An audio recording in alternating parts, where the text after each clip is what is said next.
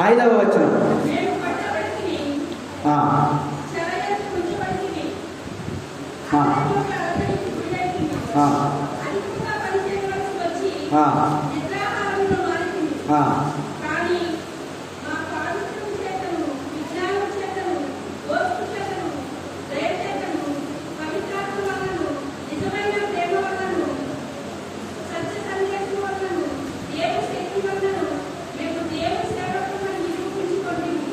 దేవుని యొక్క సేవలో వాళ్ళు ప్రేమతో చేస్తున్నారని నిరూపిస్తున్నారు.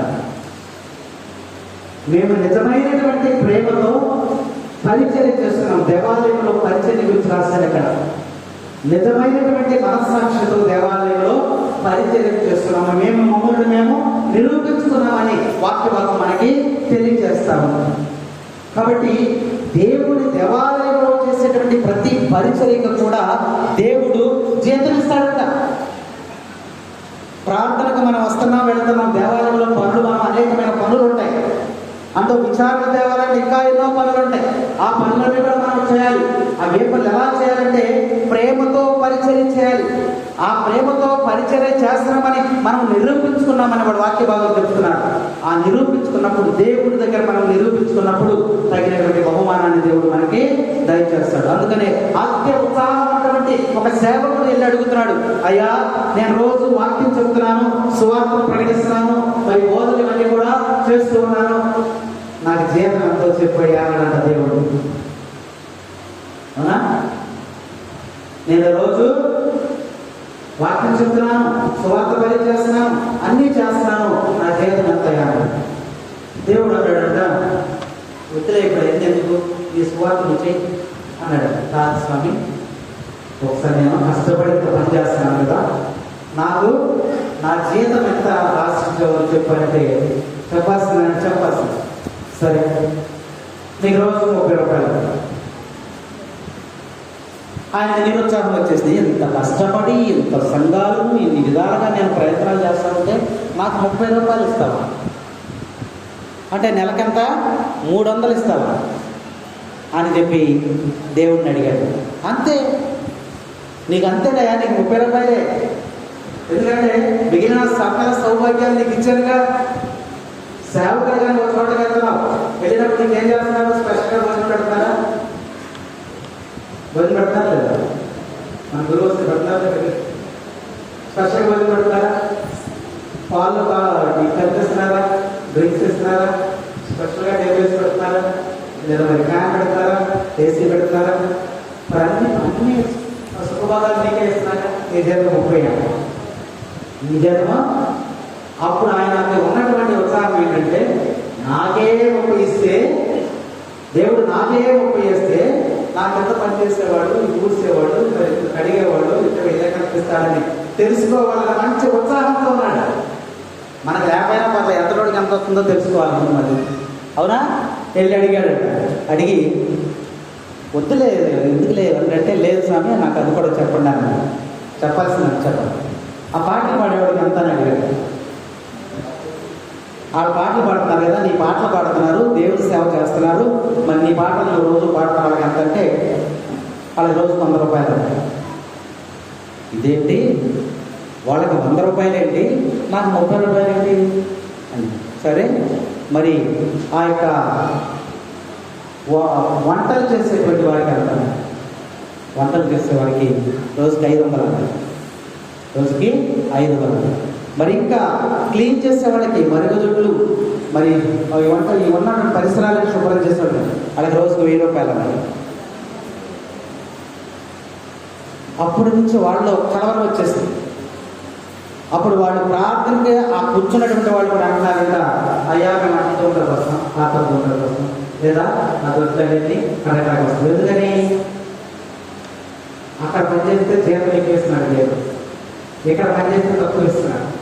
ఆశతో అందరూ మేము గుడుతామని చేస్తున్నారు. కాబట్టి దేవుని యొక్క కార్యాలు చేసేటువంటి ప్రతి వ్యక్తిని కూడా చిన్న పని చేసిన ప్రేమతో పనిచేసినప్పుడు దేవుడు నీకు తోడుగా ఉంటాడని యొక్క వాక్యం ద్వారా ప్రభు మనకి తెలియజేస్తున్నాడు. కాబట్టి ఈరోజు మనకి యోహాను శుభవార్త ద్వారా దేవుడు మనకు చక్కగా తెలియజేస్తూ ఉన్నాడు. ఎందుకంటే ప్రేమను మనము అలవర్చుకోవాలి. ప్రేమ లేకపోతే మనకు అన్నీ కూడా కష్టాలే, అన్నీ కూడా కష్టాలే.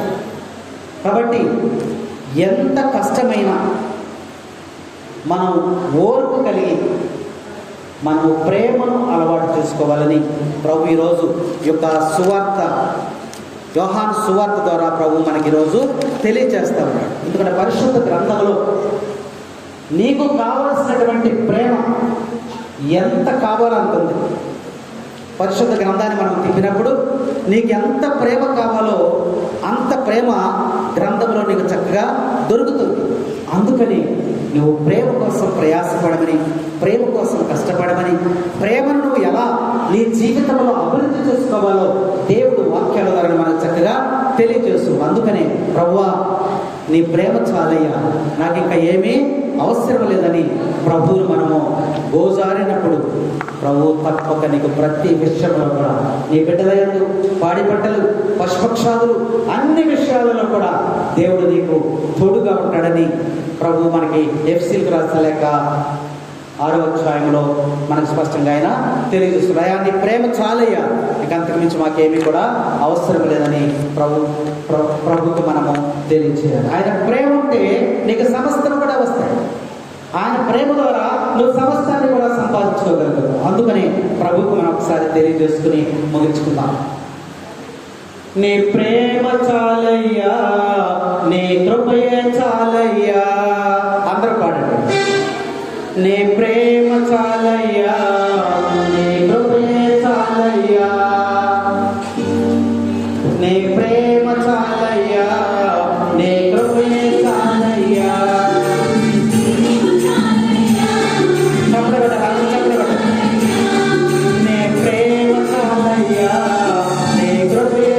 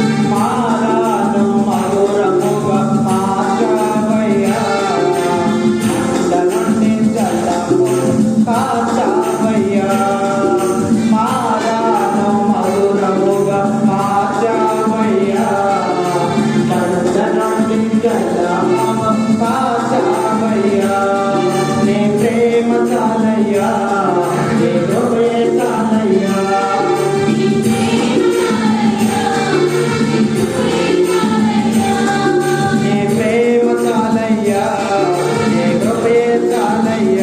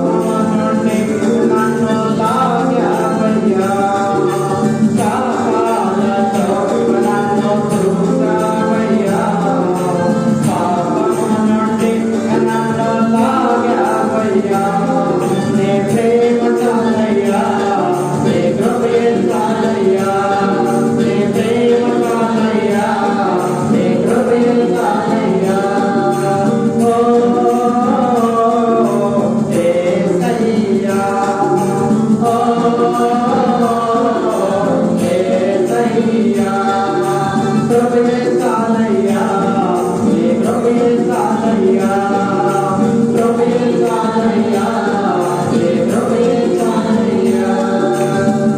Praise the Lord, praise the Lord, praise the lord.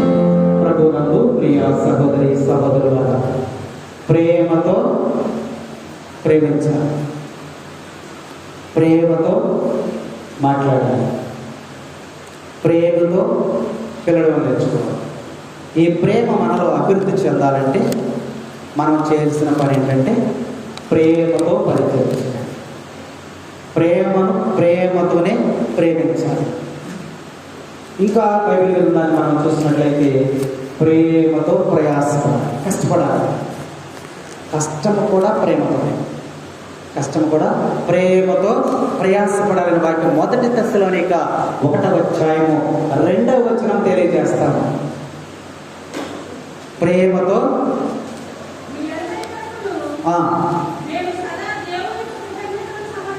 దేవునికి సదా కృతజ్ఞతలు సమర్పించు, మా ప్రార్థనలో ఎల్లప్పుడూ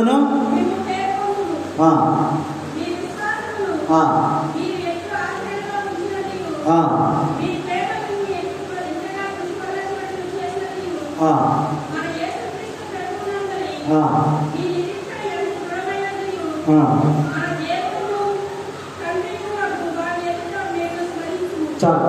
ఈ వాక్య భాగం 1-2 చూసినట్లయితే ఇక్కడ ప్రేమతో ప్రయాసపడడం అంటే ఏంటి? కష్టపడాలి. దేవుని పని చేస్తున్నప్పుడు కష్టంగానే ఉంటుంది, అయినా సరే దాన్ని ప్రేమతో చేయాలి. అదే వాక్య భాగం. యోహాను గారు రాసినటువంటి గ్రంథంలో ఏముందంటే ప్రేమతో ప్రయాసం, తిట్టుకుంటా కాదు, చేదరించుకుంటా కాదు, ఇష్టం లేకుండా కాదు, ప్రయాసపడము, ప్రేమతో ప్రయాసపడి అంటాడు. ఇశ్రాయేలు ప్రజలు అదేగా చేసింది. ఎడారిలో ప్రయాణం చేసేటప్పుడు ఏం జరిగింది? అక్కడ ప్రేమ లేదు, దేవుని మీద వారు తిరగబడ్డారు. ఇశ్రాయేలు ఎడారిలో ప్రయాణం చేసేటప్పుడు వాళ్ళు తిట్టుకుంటూ సొడుగుకుంటూ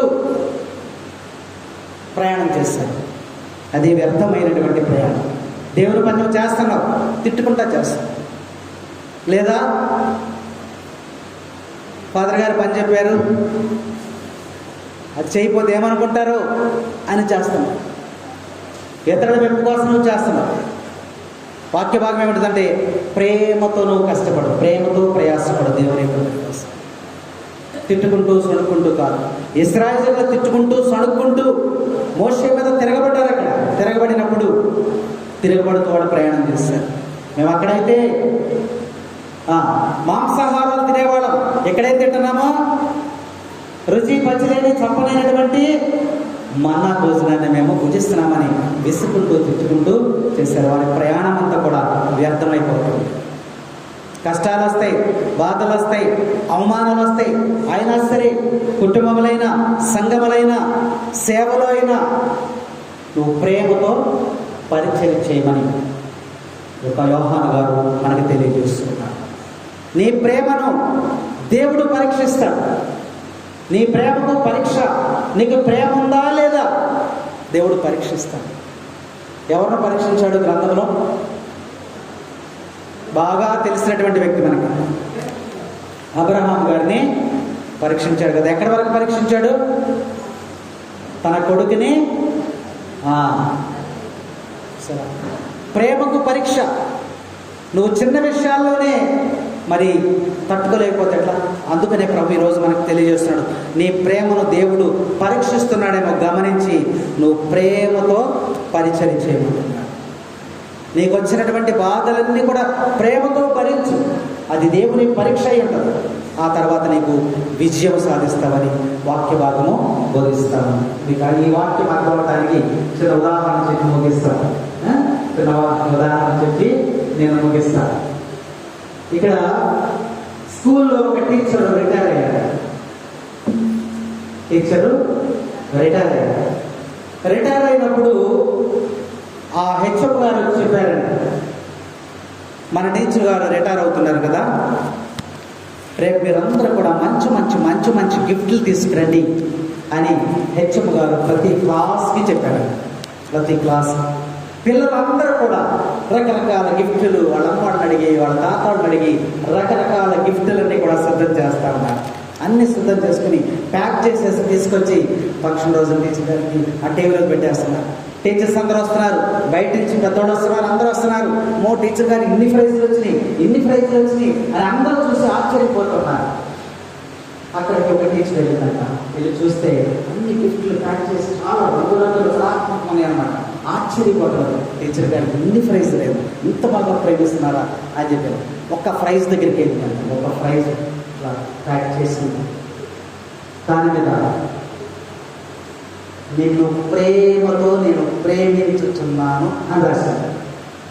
నిన్ను ప్రేమతో నేను ప్రేమించుచున్నాను అని రాశాను అని పైన వాక్యం కూడా రాసిండే. అమ్మో, ఇందులో ఎంత గిఫ్ట్ ఉందో ఏమిటో, ఇంత ప్రేమగా ఎవరో రాయనటువంటి కొటేషన్ దీని మీద ఉంది. కాబట్టి ఇది ఏమిటా అని చెప్పేసి ఆ యొక్క గిఫ్ట్ని తీసుకొచ్చి అందరికీ చూపించినాను. ఇదిగో గిఫ్ట్ మీద పేరు రాసి ఇంత ప్రేమతో చెప్పి రాశారు అని చెప్పి అందరిని పిలిచారు. అందరు టీచర్స్ పిలిచారు, అందరిని పిలిచారు. పిలిచి ఓపెన్ చేయమన్నారు. ఓపెన్ చేసి ఓ పేపర్ ఉంది, తీసేసి ఇంకో పేపర్ ఉంది, తీసేసి ఇంకో పేపర్, తర్వాత తీసి అందరూ ఖాళీ బాక్స్, అందులో ఏమీ కూడా లేదు. ఆ బాక్స్లో ఏమీ లేదు. వెంటనే టీచర్ గారికి కళ్ళంట నీళ్ళు వచ్చేసి దుఃఖపడిపోతాను. ఎవరు నన్ను ఇంతగా అవమానించింది ఎవరు? నువ్వు ఇవ్వకపోయినా పర్వాలేదు, ఖాళీ బాక్స్ తీసుకొచ్చి ఎంతమంది ఈ పెద్దవాళ్ళ దగ్గర నన్ను అవమానపరుస్తుందా, ఎవరు పిలవడని చెప్పి తెలుసుకుంటే ఒక పిల్ల అలా చుక్కలకు వచ్చిన 5వ తరగతి. ఆ పిల్ల రాసిందండి, తీసుకురామన్నా. హెచ్ఎం గారి కోపం వచ్చేసి వెంటనే కథ తీసుకుని, టీచర్ని అవమానిస్తావా? 8 సంవత్సరాల పాటు నీకు సేవ చేసిందిగా, నీకు పాఠాలు చెప్పలేదా, మరి నీకు జ్ఞానాన్ని ఇవ్వలేదా, నీకు రాయించలేదా, నీకు ఏం చెప్పలేదు, ఎందుకు అలా రాస్తావు, టీచర్ గారిని ఎందుకు అవమానించు అని చెప్పి ఆ పిల్లని కర్ర తీసుకుని చేతుల మీద కొట్టు. చేతులన్నీ కూడా వాసిపోయి ఏడుస్తుంది. పిల్లలు అలాగే ఏడుస్తూ ఉంది. ఏడుస్తూ ఉంటే అందరూ కూడా టీచర్స్ అందరూ తిడుతున్నారు. కొట్టండి, ఆ పిల్లలు బాగా కొట్టండి, ఎందుకంటే రేపు నేను రిటైర్ అయినప్పుడు అలాగే నన్ను అవమానం వస్తుంది, కాబట్టి ఆ పిల్లలు కొట్టండి అని చెప్పి అందరూ కూడా సపోర్ట్ చేస్తున్నారు. ఆ పిల్ల ఏడుస్తూ ఉంది. ఎవరు కూడా ఆ పిల్లలను పట్టించుకోవట్లేదు. అక్కడ ఉన్న వాళ్ళు కూడా నిజమే కదా, ఏంటి అట్లా చేస్తున్నారు అందరూ అనుకుంటున్నారు. కానీ ఆ పిల్ల అక్కడ వెక్కి వెక్కి వెక్కి వెక్కి ఏడుస్తూ చేతులు కొట్టారు, బాగా వాసిపోయి. అప్పుడు ఆ పిల్లని పిలిచి ఒక టీచర్ పిల్లల్ని పిలిచి ఆ టీచర్ గారు పిలిచారు. ఎందుకు మనం అలా చేశారు? ఇప్పుడు నీకు గిఫ్ట్ ఇవ్వకపోతే నేనేమన్నా, ఎందుకు నువ్వు అలా చేస్తావు, ఇంతకుముందు అవమానపరచు అని చెప్పి ఆ పిల్లని అడిగినప్పుడు ఆ పిల్ల ఏడ్చేస్తున్నారు. ఆ పిల్ల ఏడ్చేస్తుంటే టీచర్ గారు ఇంకా కోపం పెరుగుతుంది. నువ్వు నన్ను అవమానించడానికి కదా చేసింది అని ఇట్లా తిడతాను, తక్కువ ఏడుస్తాను. అప్పుడు ఏడుపు ఆపి మోకరించి చెప్తున్నాను, టీచర్ నువ్వంటే నాకు అమితమైనటువంటి ప్రేమ. హెచ్ఎం మిస్ గారు వచ్చి మన టీచర్ గారికి అందరూ గిఫ్ట్లు తీసుకున్నారని చెప్పినప్పటి నుంచి నిన్నటి నుంచి కూడా నేను ఏడుస్తూనే ఉన్నాను. నేను అనాథని, నాకు అమ్మా నాన్న లేరు, నేను ఒక హాస్టల్లో ఉంటున్నాను, నీకు ఏదైనా చిన్న గిఫ్ట్ ఇవ్వాలని వాటిని గారి దగ్గరికి ఒక 10 రూపాయలు అడిగాను, ఏదన్నా కొని అందులో పెట్టి ఇద్దామని. ఆయన లేవన్నారు, మేడం కూడా లేవని చెప్పింది. నాకేం చేయాలో అర్థం కావటం లేదు, నిన్ను అమితంగా నేను ప్రేమిస్తున్నానమ్మా అని రాత్రంతా కూర్చొని ఎడుతుంటే మధ్యరాత్రిలో నాకు ఒక ఆలోచన వచ్చిందమ్మా. ఎవరో ఒక వ్యక్తి నాతో మాట్లాడారమ్మా. క్రైస్తలో నాతో ఎవరో ఒక స్వరం వినపడుతుందమ్మా. నాకు ఏమిటా స్వరం అని ఆ ఏడుపులో నేను నిద్ర పట్టడం లేదు, పడుకుంటే నిద్ర పట్టడం లేదు, కూర్చునే ఉన్నా. ఆ స్వరం ఒకటి వినపడిందమ్మా. ఎందుకమ్మా ఏడుస్తున్నావు, ఎందుకమ్మా ఏడుస్తున్నావు, నీకేం కష్టం వచ్చిందని ఏడుస్తున్నావు అనే స్వరం వినపడింది. నాకు కష్టమే వచ్చిందయ్యా, నువ్వెవరో నాకు కనపడటం లేదు, కానీ నీ మాట అయితే నాకు వినపడతా ఉంది. నాకు కష్టమే వచ్చిందయ్యా, నా టీచర్కి నేను మరి ఏమి ఇవ్వలేకపోతూ ఉన్నానయ్యా, అందరూ ఇస్తున్నారు, నన్ను అవమానపరుస్తారయ్యా నిన్ను అవమానపడనీయను. వినపడుతుంది. అప్పుడు వెంటనే ఆయన ఏం చేశారంటే, నేను నీకు ప్రేమనిచ్చాను కదా, నేను నీకు ప్రేమనిచ్చాను కదా, ప్రేమను పంచాను కదా, ఆ ప్రేమని ఈ బాక్స్ లో నింపు అనేటువంటి స్వరం కనపడింది. వెంటనే ఆ బాక్స్ తీసుకుంది. ఆ పిల్ల సంతోషంతో ఆ బాక్స్ తీసుకుని వెంటనే బాక్స్ లో ముద్దులు పెడుతుందంట. రాత్రి అంతా కూడా ఆ బాక్స్ అంతా ముద్దులు పెట్టి తెల్లవారిన తర్వాత తెల్లవారే ముందు దాని మీద కవర్ వేసి మూసేసిందంట. ఈ మధ్యలో వాటిని కదా పిల్లలు పడుకోకుండా బాక్స్ అంతా ముద్దులు పెడతానే. అప్పుడు టీచర్ గారికి ఈ విషయం తెలిసి ఒక్కసారిగా టీచర్ గారు పడిపోయారు.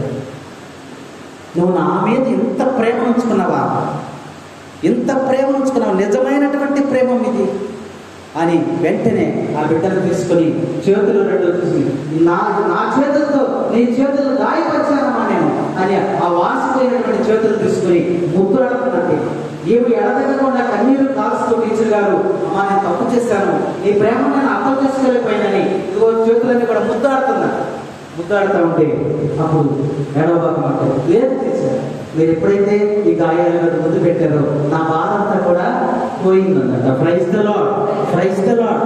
నీ ప్రేమ గాయాలని మార్చేస్తుంది, నీ ప్రేమ గాయాలని మార్చేస్తుంది, బాధల్ని కష్టాలను కూడా తొలగించేస్తుంది. అలాంటి స్వచ్ఛమైనటువంటి, కపటం లేనటువంటి, స్వార్థం లేనటువంటి, యథార్థమైనటువంటి ప్రేమను దేవుడు మనకిచ్చాడు. కాబట్టి మనందరం కూడా మన కుటుంబాలలో అలాంటి ప్రేమతో జీవించాలని ఈరోజు యోహాను శుభవార్త ద్వారా దేవుడు మాట్లాడి ఉన్నాడు. కాబట్టి దేవుడు ఇచ్చిన వాక్యమును దీవించును గాక. మీ అందరికీ వందనాలు.